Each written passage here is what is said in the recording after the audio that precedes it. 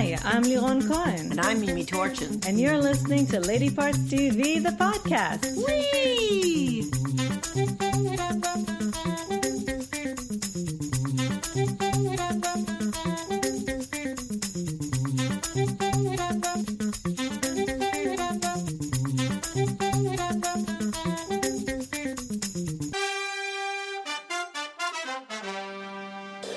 Hi, everybody. We're back.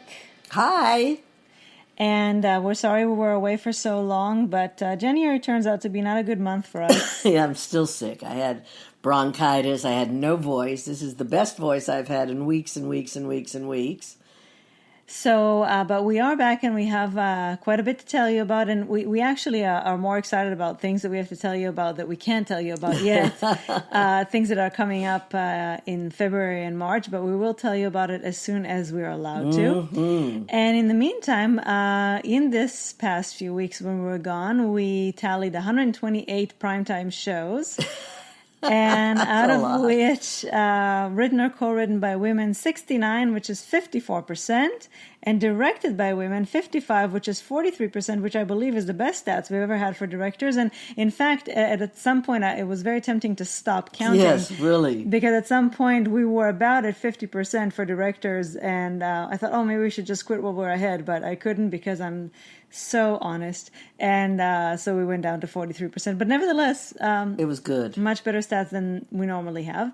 Now, because we've been gone for a while, there are a couple of things that we wanted to tell you about throughout, and we didn't have a chance, so we're going to tell you about them even though they're a tiny bit later. The first show that we want to tell you about is called Dare Me, and it's on USA. And the reason I'm telling you about it is because, I don't know, if we hadn't been watching... or if Mimi hadn't been watching repeats of SVU every day practically, then we might never have heard about it because it's on USA. And the first season is already on. It's actually probably going to be over soon, but I'm sure you can go back and watch it on demand. It was created by Megan Abbott and Gina Fatter, something. And, two women anyway, so yay. Right, and this is the kind of show that needs to be done by women. It's starring Willa Fitzgerald, Harrison F. Guardiola, Marlo Kelly, and Allison Thornton. And it's the most bizarre concept that I'm not entirely sure where it's going yet, but I'm enjoying the road, even though usually this kind of dark teenage girl material would really creep me out. It's very edgy. It's very interesting.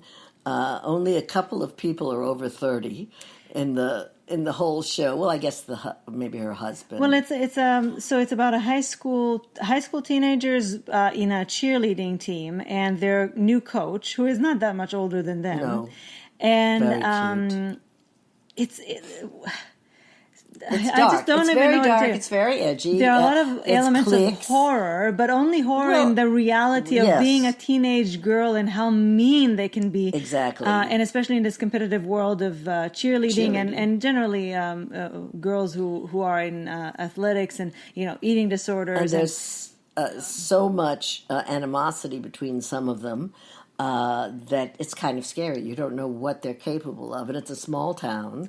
There are a lot of lesbian overtones. I'm kind of waiting for them to become overt more than just overtones, but there are a lot of them. I think a lot of the girls are, well, not a lot of the girls, but there is a lot of attraction and a lot of jealousy. And there is a revenge element because the queen bee has sort of been demoted.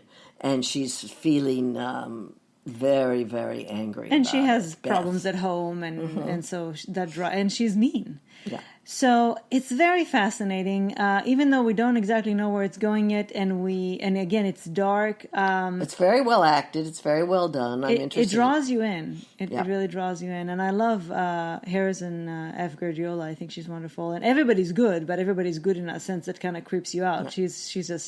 She's the protagonist that we follow and we like. So it's very, very fascinating. Again, it's called Dare Me. It's on USA now, and we recommend you check it out. We do. Secondly, I'm sure you're aware of it, but we just want to put in our 2 cents. The spinoff from 911, 911 we've always loved, the Ryan Murphy, Brad Falchuk, Tim Minier show that it premiered last year, I think, or 2 years ago. Could it be already? I don't know. Anyway, it takes place in LA, and it's about both the firefighters and the EMTs and a police officer. And this is a spin-off called 911 Lone Star. As you can imagine, it takes place in Texas. In Austin, where I went to college, and was shot there. And I guess they're going to alternate between them because right now 911 is on hiatus and 911 Lone Star is happening on the same time slot, Mondays on Fox. And I guess so we'll have one or the other at any given moment, which makes me happy. The show stars Rob Lowe, Liv Tyler, Renan Rubinstein, Natasha Karam, Brian Michael Smith, whom you've recently seen on The L Word as Bet's campaign manager, the trans man. And first of all, we love it. Oh, it's so good. It's really, really good. And their personal lives are very front and center, and it's very interesting. Yeah, the show starts off with Rob Lowe being a first responder from 9/11. He lost his entire fire station at 9/11, and so he rebuilt it and did a very good job at it. And this place in Austin had a house also that lost all but one. And so they call him down there to do the same thing that he did in New York. And he takes his son, because also there are a few things in their personal lives he wants to kind of have a fresh start. He takes his son, who is, by the way, plays a gay character, and they start fresh. And one of the things that they outwardly say when he builds this firehouse is that he wants it to be as diverse as possible. Right. And so they have his gay son, they have this trans man, they have a Muslim woman, they have... Wears her hijab. Right, and there's a lot of educating about that. That was a little bit too not subtle enough. But Liv Tyler, interestingly enough, is also a captain, and she's the EMT. Yeah, I was just going to say she's a head of the EMT, and they are co-equals. If it's a medical thing that they go to do, then she's in charge. If it's a fire or a rescue thing that needs brawn, then he's in charge. Apparently that's how it works in Texas. Or in Austin, anyway. And Liv Tyler also has an interesting story that we follow about her sister who disappeared, so there's a little bit of a mystery there. They did a great job right from the get-go of making us care about the characters. Oh, amazing. I really like it. As always, we enjoy the calls, even though some of them are quite gruesome to watch. Sometimes quite crazy. Though I have a feeling a lot of them are based on real 911 calls. I'm sure they are. Anyway, it's just a fun show. It's really enjoyable. Yeah, it's got a lot of heart. They did a great job creating this spin-off, even though at the beginning we thought, well, it's just going to be more of the same. But it's not. They managed to create a whole very individualized series. So we really recommend it if you haven't checked it out before. 911 Lone Star on Fox Mondays. Now, a show that I didn't know even existed until about... Well, it hasn't existed yet. I know, but you know things are going to come sometimes months and months in advance. This is something that we just heard about recently, right? A week ago, maybe? No, a couple of weeks. Weeks ago. Anyway, I'm just so excited about it, I can hardly stand it. And we just saw the preview for it, and it looks spectacular. It's called Tommy.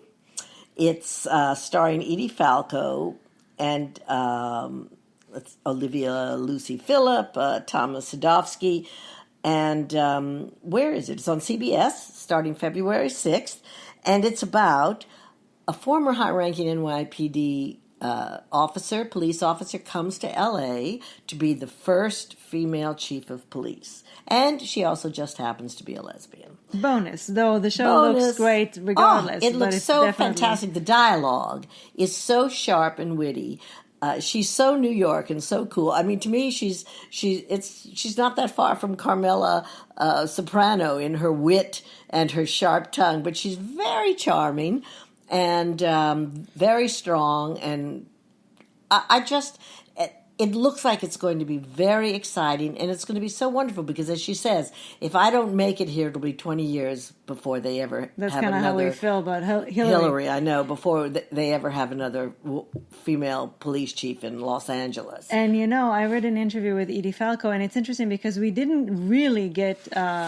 the trailer didn't really give us the information that she was a lesbian. They kind of danced around it. No, they didn't even make any... No, I mean, we know that she has a granddaughter. A daughter and a granddaughter. And we see her exchange kind of interesting In an looks elevator. with another woman, but they really don't tell you that she's a lesbian. I read about it in an interview. But also what we don't really see too much of in the trailer, but she talks about it in the interview, is that she doesn't experience so much homophobia in the police, but she experiences a lot of sexism. And we don't really get as much of that in the trailer. It seems to be a much more central issue than it shows in the trailer. The trailer focuses more on the light, funny. Yes, like her trying to find a decent slice of pizza in LA. Yeah. So, but it looks so great. Yep, I can't wait. And I love Edie Falco. Yes. She opened the door for us once at Levi's. At Levi's, yeah. that's why. Thank you. It was. She's very cool, and I've always been a fan of hers. And this looks like a very likable character, as opposed to Nurse Jackie. Oh God, yes. Who is such an unlikable character. So I'm happy she's getting to play someone we can root for. Anyway, Tommy premieres Thursday, February 6th on CBS. Definitely check it out. Absolutely. So another new series. It's on Netflix right now. It's called it's just called October Faction. Created by Damian Kindler, and it stars Tamara Taylor, J.C. McKenzie, Aurora Burkhart, Gabrielle Darko, and most importantly for us, Wendy Crewson, Michelle Nolden, and Megan Follows. And it's a weirdie. It's going to be supernatural. It's based on a graphic novel, and it's about of a family of retired monster hunters who it looks like they're going to have to come out of retirement. And, of course, it's very supernatural, but it looks like fun. Wendy Crewson apparently has a kind of a wild, non-Wendy kind of a role. And it looks dark but fun. And this is my kind of a show. It's not really Liron's kind of a show, but I think you'll probably watch it because of Wendy, right? I'm going to try. I mean, it looks interesting enough and good enough that hopefully I can get past all the monster hunters. Yeah, but it definitely, just seeing Wendy in that blonde wig or white wig or whatever I think it was white. We didn't even recognize her. We just heard her voice and recognized and then we that. said, "Oh, there's Wendy." But yeah, I'm gonna have to try anyway. I know that my dear friend Eva said she loved it so much she watched all 10 episodes. All 10 episodes, right? And now this did premiere. I mean, all 10 episodes did drop. I hate to use that word. I know. But, last week, but some of you may not have known about it, so I thought I didn't know bring about it. So it's called October Faction. Netflix. Watch it now. Finally, we had a chance to watch a really wonderful trans-centric film, indie, very low budget. It's called The Garden Left Behind. It's coming out in LA, New York City, and Chicago. Actually, well, we're taping this January 31st, so you're going to be hearing it tomorrow, but it is coming out today, and it will be available on VOD February 7th. It's directed by Flavio Alves and written by John Rotundo. And it's starring, let me just say, it's starring a bunch of people, but to me, this was a pas de deux of Carly Guevara, who's Tina, the trans woman at the center of the movie, and Miriam Cruz, who is her abuela. To those of you who do not know what abuela is, it's her grandmother.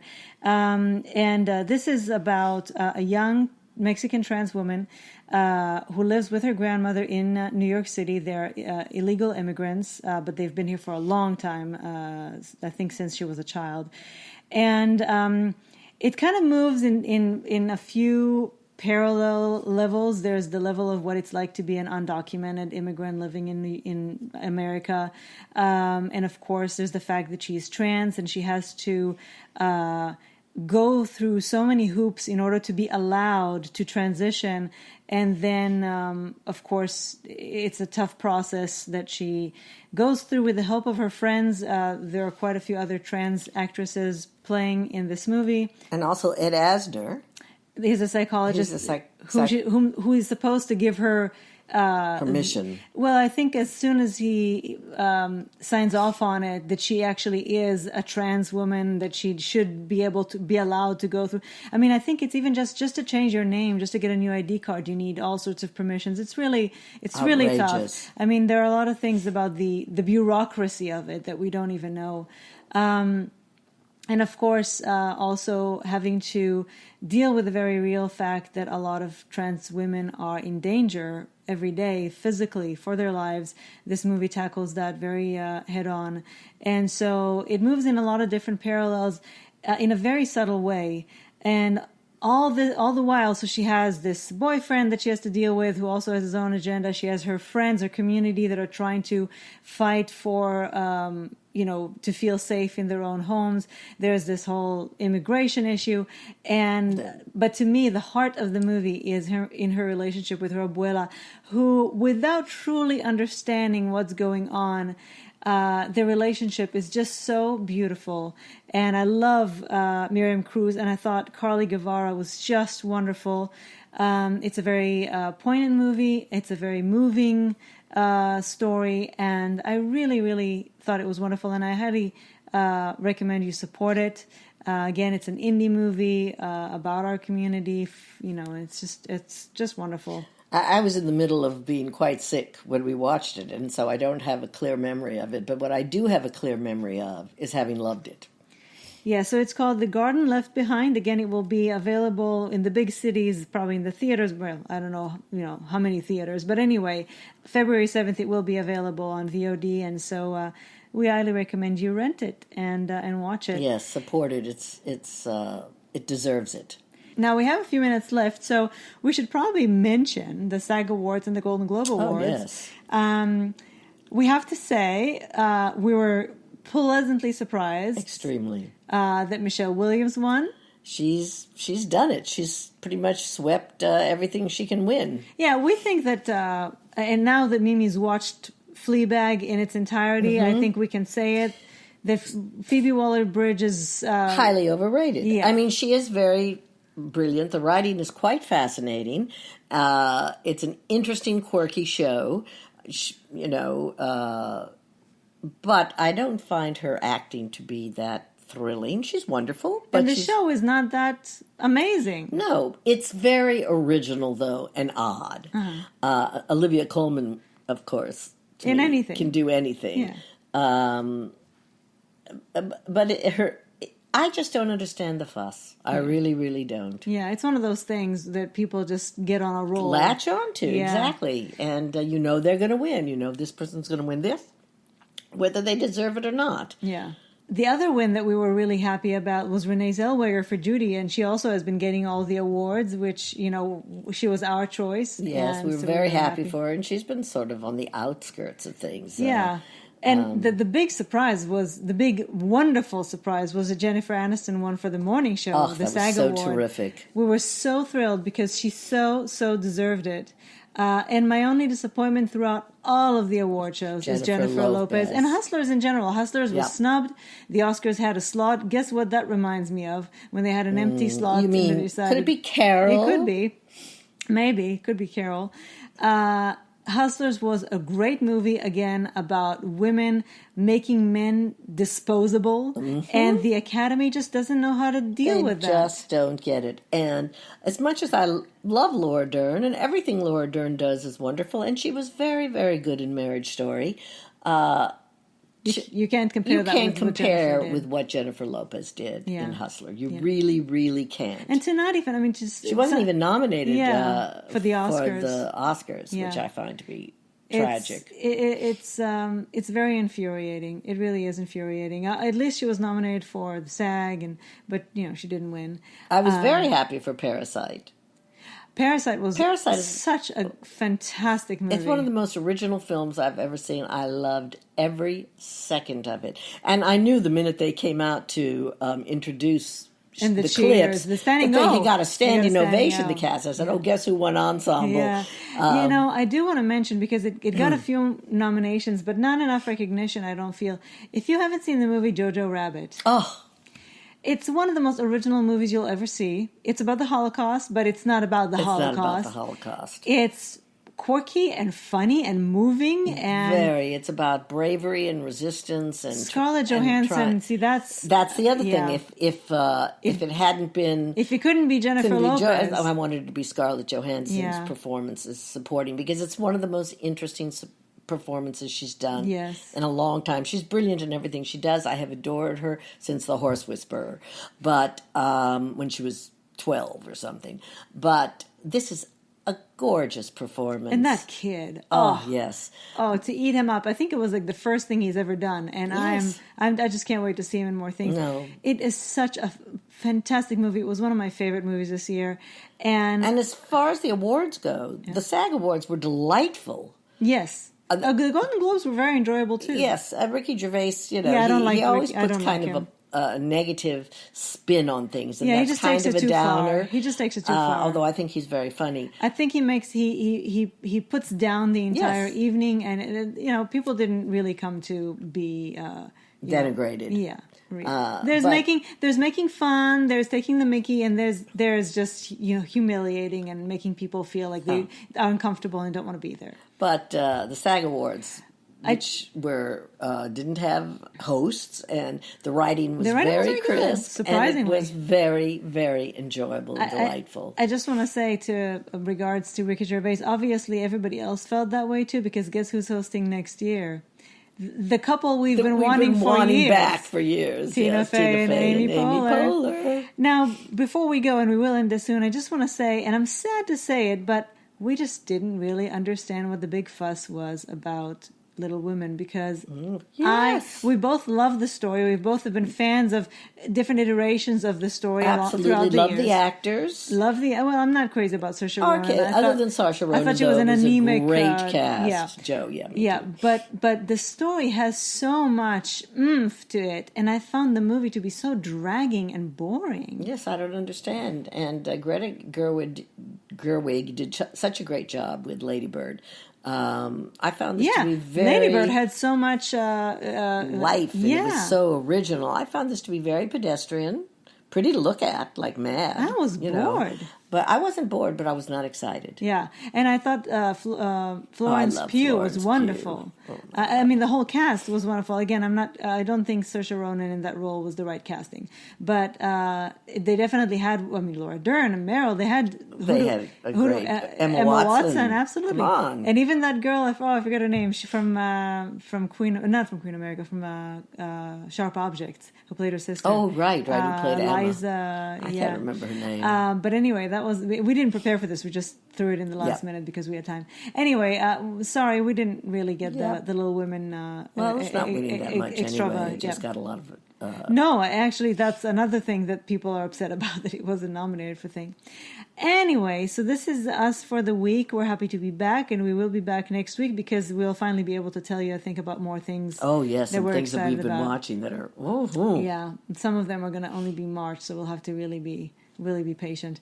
But anyway, thank you for joining us, and we will talk to you next week. Happy February. Happy February. Yeah, thank goodness January is done with. We always say that, don't we? I guess so. Bye. Bye.